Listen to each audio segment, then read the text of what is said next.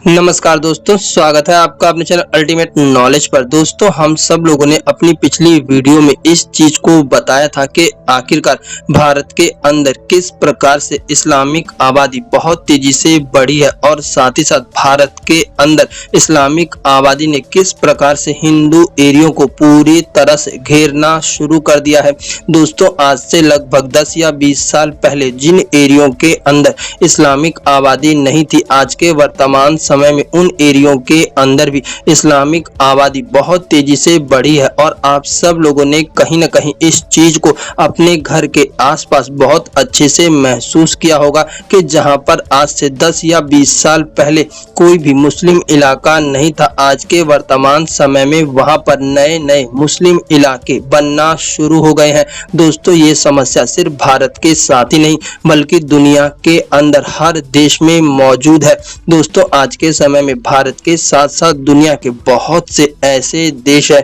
जहां पर पिछले 10 या 20 सालों के अंदर इस्लामिक आबादी इतनी तेजी से बढ़ी है कि उस इस्लामिक आबादी ने उस देश की डेमोग्राफी को पूरी तरह से परिवर्तित करके रख दिया है। और इसका जीता जागता उदाहरण आप लोगों को वर्तमान के समय में यूरोप के अन्य देशों को देख करके मिल सकता है, जो कि किस प्रकार से इस्लामिक आबादी से पूरी तरह से त्रस्त हो गए हैं, क्योंकि उन देशों ने अपने देश के अंदर मुस्लिम शरणार्थियों को आने के लिए जगह दी और जिसके बाद मुस्लिम शरणार्थी धीरे धीरे उन इलाकों में इतनी तेजी से बढ़ने लगे कि वर्तमान समय में आज वहां की मूल आबादी पूरी तरह से त्राहिमाम कर रही है और उन्हें कहीं ना कहीं अपने बच्चों के भविष्य के बारे में बहुत ज्यादा चिंता होने लगी है। क्योंकि वर्तमान समय में आप लोग इस चीज को अच्छे से देख रहे होंगे कि किस प्रकार से यूरोप के उन देशों के अंदर जहां पर मुस्लिम आबादी तेजी से बढ़ी है, उन देशों में आए दिन दंगे होते रहते हैं, उन देशों में आए दिन कोई ना कोई ऐसी घटना होती रहती है जिसके कारण से देश को बहुत ज्यादा नुकसान पहुंच रहा है। यही कारण है कि वर्तमान के समय में यूरोप के जो देश एक समय पर मुस्लिम हितैषी हुआ करते थे, आज के समय में वो इस चीज को अच्छे से समझ गए हैं कि अगर अब बढ़ती हुई इस्लामिक आबादी को तुरंत नहीं रोका गया तो आने वाले समय में उनका देश ऐसी समस्याओं से घिर जाएगा कि जिसका वो चाहकर भी इलाज नहीं कर पाएंगे। यही कारण है कि वर्तमान के समय में यूरोप के हर देशों के अंदर कहीं ना कहीं ये मांग उठने लगी है कि अब मुस्लिम लोगों का यूरोप के अंदर आना पूरी तरह से प्रतिबंधित किया जाए। लेकिन दोस्तों, क्या कभी आप लोगों ने इस चीज को सोचने की कोशिश की है कि आखिरकार ऐसा क्या है कि किसी भी देश के अंदर इस्लामिक आबादी धीरे धीरे इतनी तेजी से बढ़ जाती है कि देखते ही देखते वो अन्य एरियो को पूरी तरह से कब्जाना शुरू कर देते हैं। दोस्तों, वैसे तो इसके पीछे भी कई तरह के कारण है, लेकिन एक्स मुस्लिम लोगों ने इसके ऊपर जो खुलासा किया है वो आप लोगों को ध्यान से सुनना चाहिए और साथ ही साथ इस चीज को समझना चाहिए कि किस प्रकार से राजनीतिक कारणों के साथ साथ कुछ ऐसे सामाजिक कारण भी है जिसके कारण से कोई भी देश या कोई भी समाज इस चीज का अंदाजा नहीं लगा पाता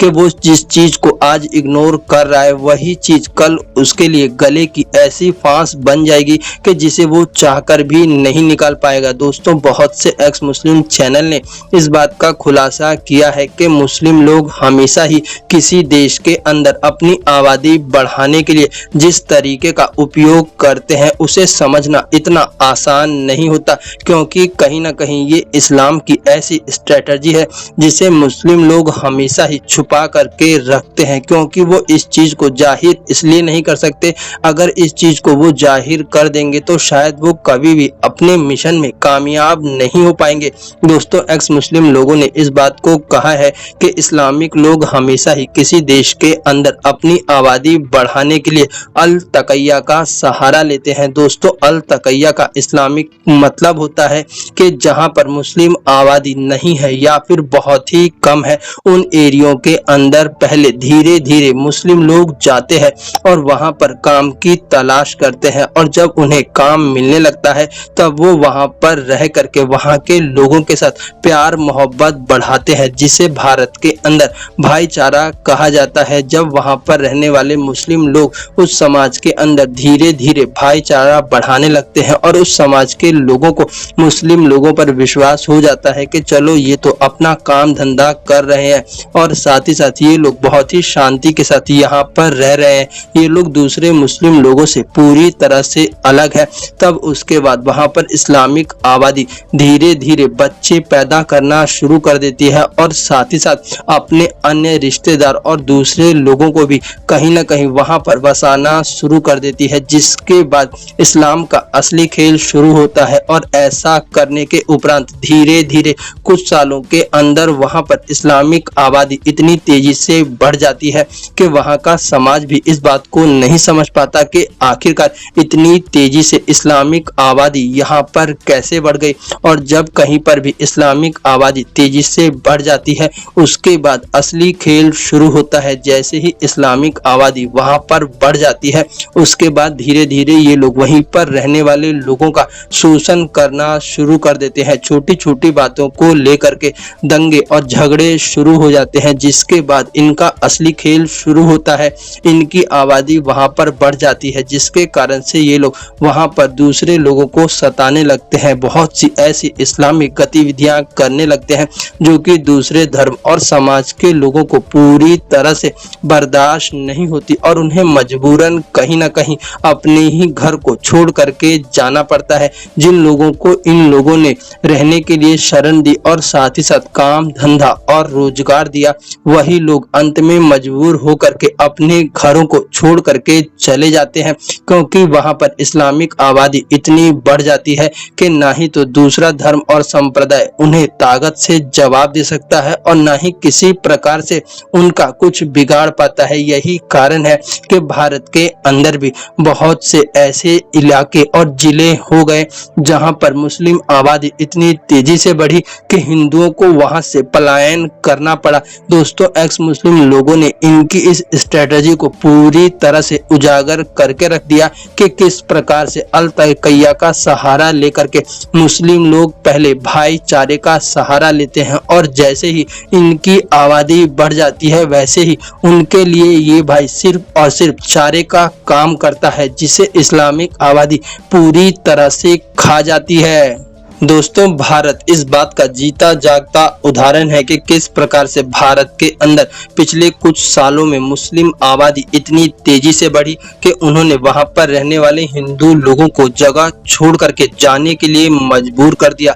भारत का असम, बंगाल, बिहार, झारखंड ये कुछ ऐसे उदाहरण है जो कि आप लोगों को पूरी तरह से इस बात को समझा देंगे कि किस प्रकार से इन एरियो के अंदर जब इस्लामिक आबादी धीरे धीरे बहुत ज्यादा हो गई तब इस्लामिक आबादी ने वहां पर इतना ज्यादा उत्पात मचाया कि उन्हें वो जगह मजबूरन छोड़ करके जानी पड़ी। और साथ ही साथ भारत के अंदर तो मुस्लिम वोट को प्राप्त करने वाले कुछ ऐसे दलाल नेता बैठे हुए हैं जो कि हमेशा से ही इस बात को चाहते हैं कि भारत के अंदर चाहे हिंदू मरे या जिए, उन्हें तो बस सिर्फ और सिर्फ सरकार से मतलब है। दोस्तों, आज के समय में अल तकैया की पोल पूरी तरह से खुल गई है, जिसके कारण से न सिर्फ भारत का हिंदू बल्कि साथ ही साथ दुनिया भर के लोग इस बात को अच्छे से समझ गए हैं कि किस प्रकार से इस्लामिक आबादी शुरू में जहां पर जाती है वहां पर सिर्फ और सिर्फ शरण मांगती है, लेकिन जैसे ही इनकी आबादी एक सीमा से ज्यादा बढ़ जाती है वैसे ही ये लोग वहां पर शरिया मांगते लगते हैं और दूसरे लोगों को पूरी तरह से प्रताड़ित करके वहां से भगाने लगते हैं। दोस्तों, आप लोगों का अल तकैया और साथ ही साथ इस्लाम की इस स्ट्रेटजी के बारे में क्या सोचना है, प्लीज अपनी राय कमेंट बॉक्स में जरूर बताएं।